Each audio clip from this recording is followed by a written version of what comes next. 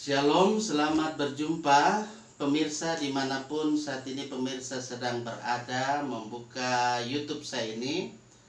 Saya percaya umat Kristiani dimana saja sedang berada saat ini, ketika sudah sedang dan akan mempersiapkan diri merayakan Natal Yesus Kristus. Saudara-saudara, ada begitu banyak orang atau ada begitu banyak kalangan yang masih bertanya-tanya tentang tepatkah tanggal 25 Desember Yesus Kristus itu lahir. Dan ada sebagian besar orang masih belum bisa memberikan penjelasan-penjelasan dengan baik, dengan benar. Dan saya percaya bahwa sebagian orang Kristen, umat Kristen yang ada, yang mau hidup tentunya melakukan apa yang dinyatakan melalui Alkitab, pasti akan bisa menjelaskan. Saya bukan bermaksud untuk menggurui, tetapi saya akan menyampaikan penjelasan-penjelasan yang ada ini berdasarkan kebenaran firman Tuhan yang menyatakan bahwa tanggal 25 Desember itu adalah tanggal yang tepat ketika merayakan Natal Yesus Kristus. Saudara-saudara yang saya kasih dalam kasih Tuhan Yesus Kristus, saya percaya bahwa dalam kehidupan kita sebagai umat Kristen yang ada, ketika kita mau menerima hikmat ilahi itu, hikmat Allah itulah yang akan memampukan saya dan saudara-saudara untuk memahami tentang kelahiran Yesus Kristus. Karena ada begitu banyak orang yang belum bisa memahami, atau bahkan ada yang masih menolak kebenaran dari tanggal 25 Desember yang adalah hari Natal Yesus Kristus. Saudara-saudara yang saya kasih dalam kasih Tuhan, saya akan memberikan penjelasan secara detail walaupun dalam durasi yang sesingkat-singkatnya. Saya berharap pemirsa yang ada silahkan ambil Alkitabnya dan bacalah Alkitab di mana saya menunjukkan ayat fasal dari kitab yang ada, atau kitab fasal ayat-ayat yang ada yang menunjukkan tentang hal yang menyebutkan kelahiran Yesus Kristus pada tanggal 25 Desember yang ada. Baiklah saudara-saudara yang saya kasih dalam kasih Tuhan Yesus, kita sebagai umat Kristen telah menerima Yesus Kristus sebagai Tuhan dan Juru Selamat. Karena itulah saudara-saudara, hidup kita ini hendaklah senantiasa membawa terang Kristus itu dengan memberikan penjelasan dan menerangkan tentang Natal yang Alkitabiah. Sekali lagi, yang Alkitabiah, bukan yang lain. Ada yang berkata bahwa Natal itu berasal dari tradisi yang ada, yaitu tradisi kafir Romawi. Penjelasan itu tidak Alkitabiah, saudara-saudara, dan itu sangat-sangat lemah secara teologis. Artinya saya mau katakan di sini bahwa kita tidak bisa menjadikan itu sebagai terang bagi dunia ini apabila kita menjelaskan seperti itu.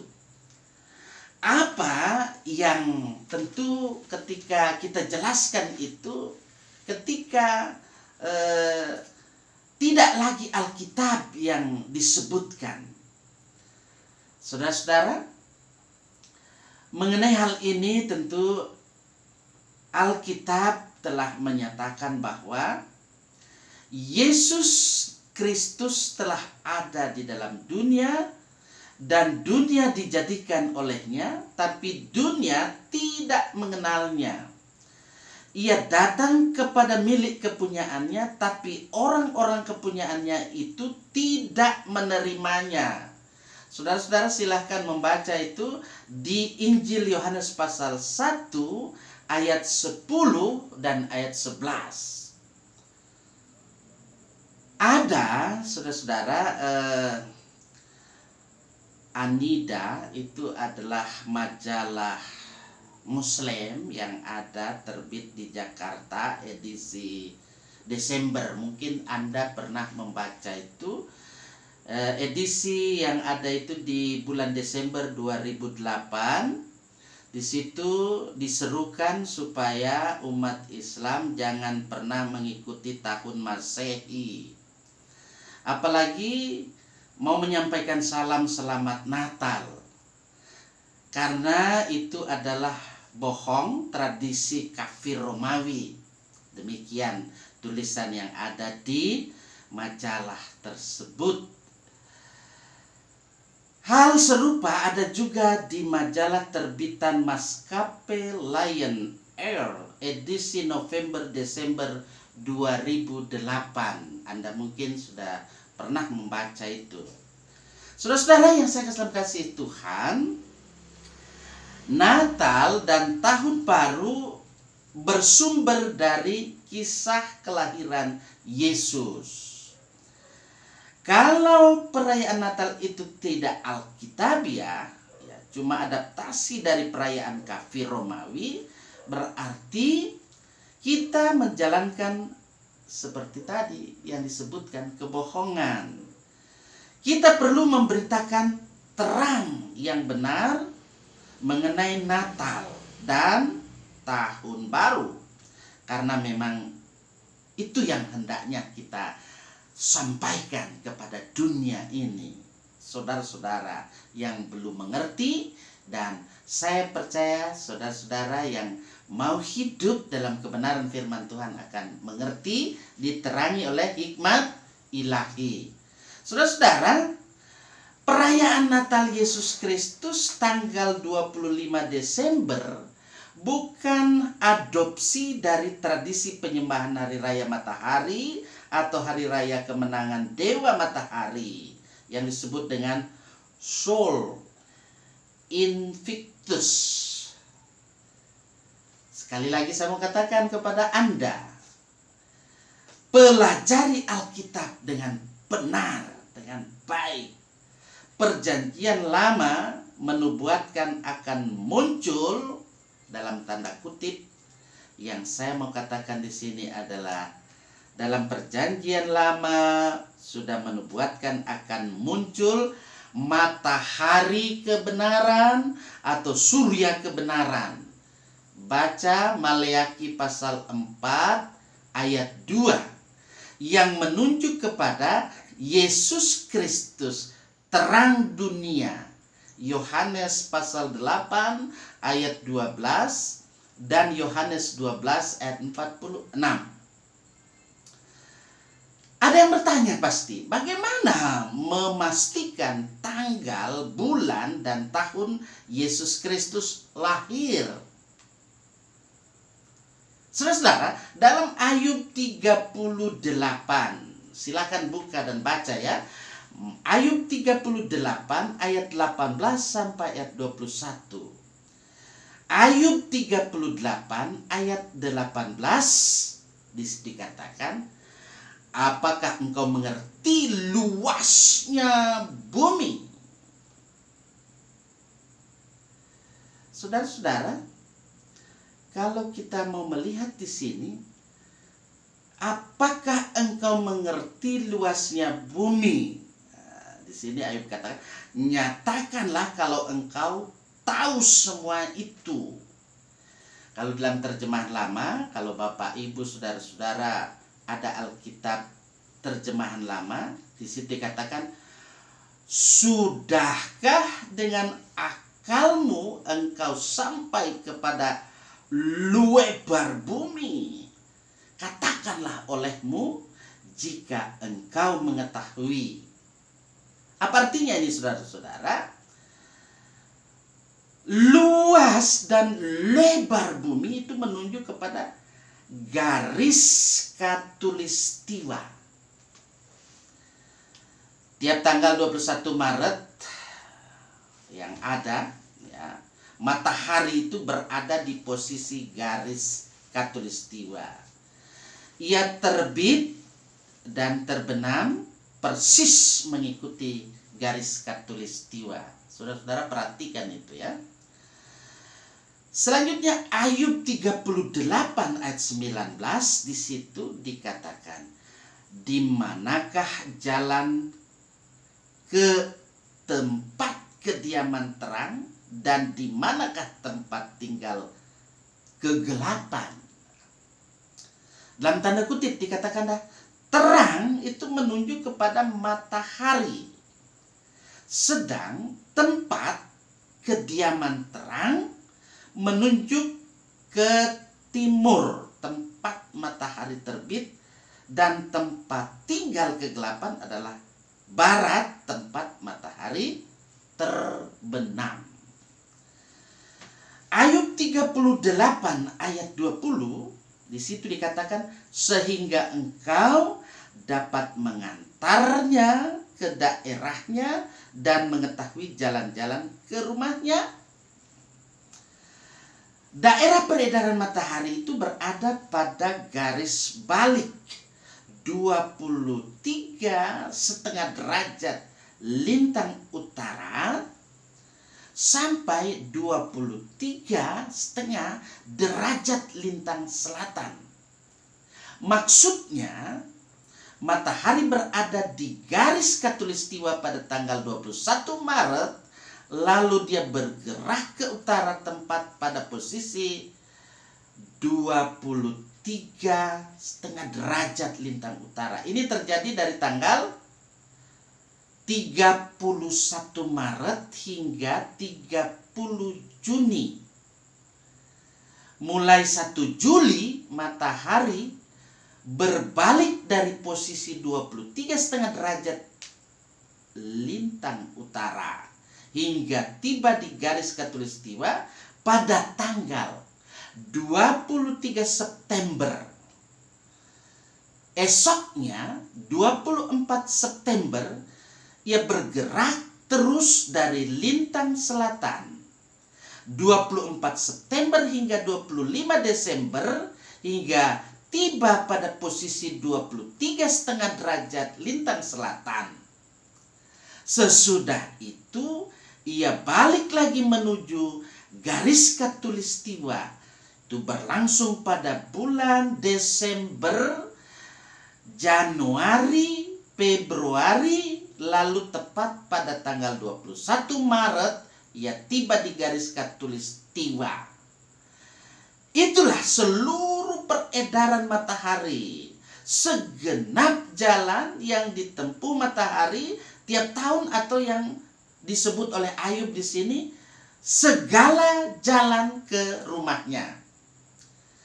Ayub 38 ayat 21, di situ dikatakan, tentunya engkau mengenalnya karena ketika itu engkau telah lahir dan jumlah hari-harimu telah banyak. Apa artinya? Mari kita hitung, ya, kita hitung secara normal.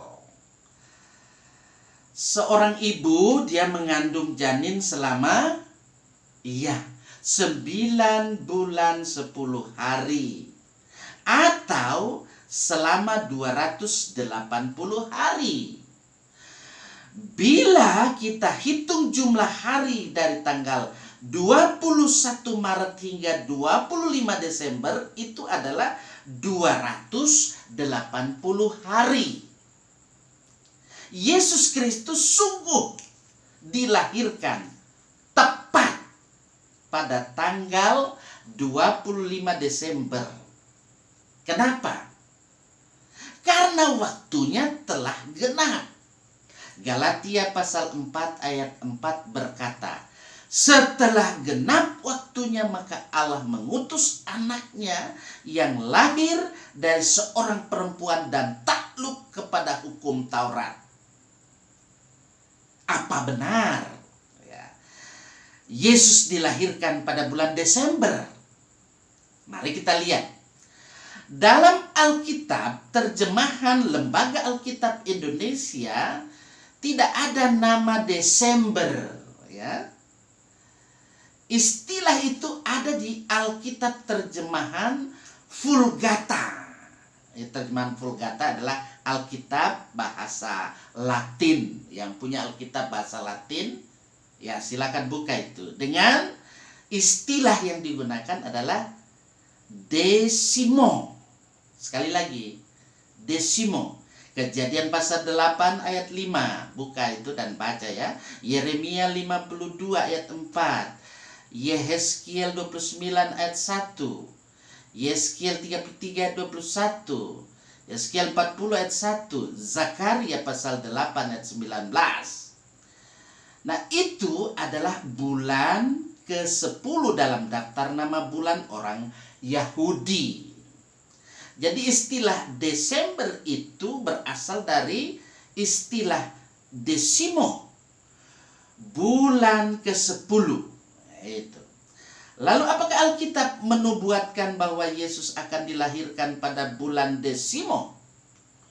Zakaria 8 ayat 19 berkata, dalam bulan yang ke-10 ya, akan menjadi kegirangan, sukacita dan menjadi waktu-waktu perayaan yang menggembirakan bagi kaum Yehuda. Maka cintailah kebenaran dan damai. Pada bulan itu ada sukacita yang besar, masa raya dan keramaian seisi negeri. Orang berbondong-bondong mencari Tuhan ke Yerusalem. Zakaria pasal 8 ayat 22 berkata, banyak bangsa dan suku bangsa akan datang mencari Tuhan semesta alam di Yerusalem. Kapan itu terjadi? Pertanyaan. Lihat dan baca Matius 2 ayat 1. Sesudah Yesus dilahirkan di Betlehem di tanah Yudea pada zaman Raja Herodes, datanglah orang-orang Majus dari timur ke Yerusalem. Matius 3 ayat 1 menggenapi nubuat Nabi Zakaria pasal 8 ayat 22. Kapan itu terjadi? Pertanyaan lagi. Pada bulan ke-10 Desimo atau Desember. Lihat Zakaria 8 ayat 19 yang tadi sudah saya sebutkan. Tapi kenapa kita menempatkan bulan Desember sebagai bulan ke-12? Itu pertanyaan lagi. Mari lihat perbandingan daftar bulan Yahudi dengan daftar bulan modern yang digunakan secara internasional. Saya akan berikan garis lurus ya. Kalau garis lurusnya itu bulan. Kemudian di sebelahnya itu nama bulan di Alkitab, kemudian ayat Alkitab, kemudian bulan internasional. Kalau bulan ke-1 ya, Romawi 1, nama bulan di Alkitab disebut Abib atau Nisan. Itu ada dalam ayat Alkitab Keluaran 12 ayat 2 dan Keluaran 23 ayat 15, juga Ester 3 ayat 7. Kalau dalam bulan internasional disebut Maret. Ya. Kemudian bulan kedua, Romawi 2. Nama bulan di Alkitab disebut Siu. Siu. Jadi sekali lagi S-I-W atau W. Siu. Itu ayat Alkitabnya 1 Raja-Raja pasal 6 ayat 1. Bulan internasional itu disebut April. Romawi 3. Nama bulan di Alkitab disebut Siwan. Itu ayat Alkitabnya ada dalam Ester pasal 8 ayat 9. Bulan internasional menyebut itu bulan Mei. Romawi 4. Nama bulan di Alkitab Tamus. Ayat Alkitabnya Yohanes pasal 8 ayat 14. Kalau dalam bulan internasional disebut bulan Juni. Romawi 5. Dalam Alkitab nama bulan di Alkitab disebut Abi. Ya. Ayat Alkitabnya Bilangan 33-38. Bulan internasional disebut Juli. Selanjutnya saudara-saudara, Romawi 6. Dalam Alkitab yang disebut nama bulannya Elul. Ayat Alkitabnya Nehemia pasal 6 ayat 15. Itu dalam bulan internasional disebut Agustus. 7. Dalam Alkitab disebut bulan Etanim. Ayat Alkitabnya 1 Raja-Raja pasal 8 ayat 2. Itu dalam bulan internasional disebut September. Kemudian Romawi 8. Nama bulan dalam Alkitab disebut Bul. Itu ayat Alkitabnya 1 Raja-Raja pasal 6 ayat 38. Nama bulan internasional yang kita gunakan Oktober. 9 Romawi Kislew. Dalam nama bulan Alkitab sekali lagi Kislew. Ayat Alkitabnya Sakaria pasal 7 ayat 1. Bulan internasional disebut bulannya November. 10. Dalam bulan Alkitab disebut Tebet. Dalam ayat Alkitabnya buka Ester pasal 2 ayat 16. Nama bulan internasional disebut Desember. 11 Romawi. Itu kalau dalam bulan Alkitab disebut Shebat. Ayat Alkitabnya Zakaria pasal 1 ayat 7. Dalam bulan internasional disebut Januari. 12. Dalam bulan Alkitab disebut Adar. Untuk ayat Alkitabnya Ester pasal 8 ayat 12. Dalam bulan internasional disebut Februari. Bulan ke-10 dalam daftar bulan Yahudi adalah bulan Desimo atau Desember. Bulan ke-12 dalam daftar bulan internasional, yaitu kalender yang kita biasa gunakan itu ya. Nah, pada tahun berapa Yesus dilahirkan? Itu lagi pertanyaan. Ada orang yang menduga karena mencarinya di luar Alkitab. Ada yang berkata dia lahir pada tahun 4 atau 5 sebelum Masehi. Tidak mungkin. Al-Masih dilahirkan sebelum tahun Masehi. Tidak mungkin. Demikian sebaliknya. Itu janggal. Ya, orang bilang oh tak logis dan tidak historis. Mari kita lihat. Matius pasal 2 ayat 19 sampai 20 di situ dikatakan, setelah Herodes mati, tampaklah malaikat Tuhan kepada Yusuf dalam mimpi di Mesir. Katanya, bangunlah, ambillah anak itu serta ibunya dan berangkatlah ke tanah Israel, karena yang hendak membunuh anak itu sudah mati.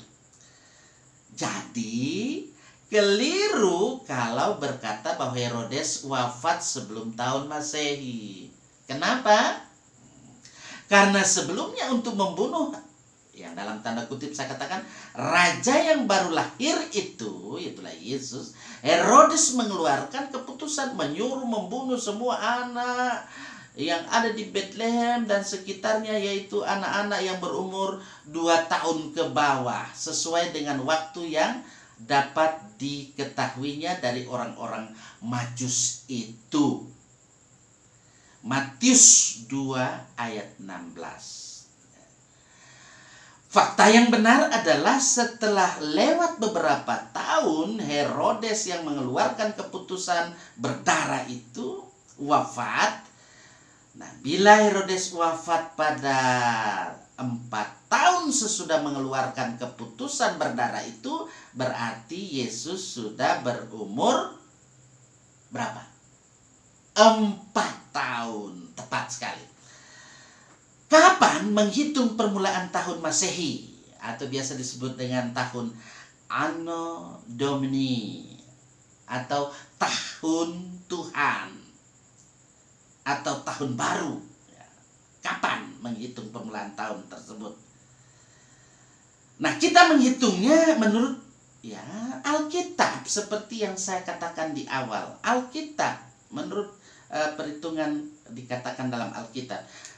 Dalam tradisi Yahudi, nama seorang anak nanti disebutkan pada saat ia disunat.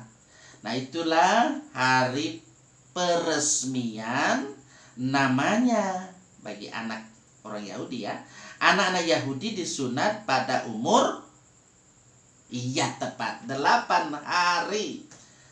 Lihat dan baca Kejadian pasal 7 ayat 17 ya. Kejadian pasal 17 ayat 12, Kejadian 21 ayat 4, Imamat 12 ayat 3, Kisah Para Rasul pasal 7 ayat 8, Filipi 3 ayat 5. Bandingkan dengan Yohanes Pembaptis. Ia disunat pada hari tepat ke-8. Ketika itulah namanya ditulis oleh ayahnya Zakaria, yang sebelumnya dibisukan atau dia tidak bisa bicara karena Tuhan Allah yang membuat semua. Sehingga pada saat itu lidahnya terbuka dan dia bisa berbicara. Nah, Lukas pasal 1 ayat 59 sampai 62. Dalam Lukas 2 ayat 21, di situ katakan ketika genap 8 hari ia harus disunat dan diberi nama Yesus. Bila kita hitung dari tanggal 25 Desember, perhatikan ya, maka 8 hari kemudian itu jatuh pada tanggal 1 Januari. Hitung tanggalnya, mari kita lihat. Hitung ya sama-sama. Tanggal 25, tanggal 26, tanggal 27, tanggal 28, tanggal 29, tanggal 30, tanggal 31 Desember. 1 Januari itu sama dengan 8 hari. Itu hari Yesus disunat. Hari pertama namanya disebut secara resmi. Hari pertama tahun Al-Masih, tahun Masehi. Ya, ini yang kita gunakan, tahun secara internasional. Nah, karena itu pemirsa yang saya kasih dalam kasih Tuhan, saya berharap siapapun Anda, jangan Anda ketika mau menjelaskan hanya menggunakan literatur yang di luar Alkitab. Bisa itu sebagai bahan komparatif, ya, sebagai perbandingan. Tapi yang benar adalah Alkitab. Jadi Alkitab ini yang menjadi tolak ukur, ya, titik tolak sumbernya itu. Sehingga dalam kehidupan ini kita perhatikan dengan jelas, ya, bahwa dengan saya memberikan penjelasan ini, saya berharap Anda, siapapun Anda akan melihat hubungan Natal dan Tahun Baru. Karena itulah jangan sangkal bahwa tepat, benar, betul, ya. Tidak boleh disangka lagi bahwa tanggal kelahiran Yesus, hari raya yang kita rayakan, Natal Yesus Kristus adalah tepat 25 Desember. Dengan penjelasan ini, tahunnya pun menjadi jelas. Ulang mendengar YouTube saya ini dan bacalah terus, pahamilah terus Alkitab, bukan yang lain. Jangan Anda diperalat oleh setan atau iblis, tapi saya berharap Anda diperalat oleh Allah, sumber hikmat, Allah yang sudah menyatakan diri dalam Yesus Kristus dan kuat kuasa Roh Kudusnya. Itulah yang akan memampukan kita memahami dengan tepat, dengan benar, dengan betul karya penyelamatan Allah di dalam kehidupan kita sebagai umat yang percaya. Rayakan Natal dengan penuh sukacita, karena Dialah sumber terang, Dialah sumber kebenaran bagi kehidupan Anda dan saya. Tuhan akan terus memberkati hidup Anda, hidup saya. Selamat merayakan Natal Yesus Kristus, dan selamat juga merayakan Tahun Baru. Terpujilah nama Tuhan. Soli Deo Gloria, sola fide, sola gracia, sola scriptura. Haleluya. Amin.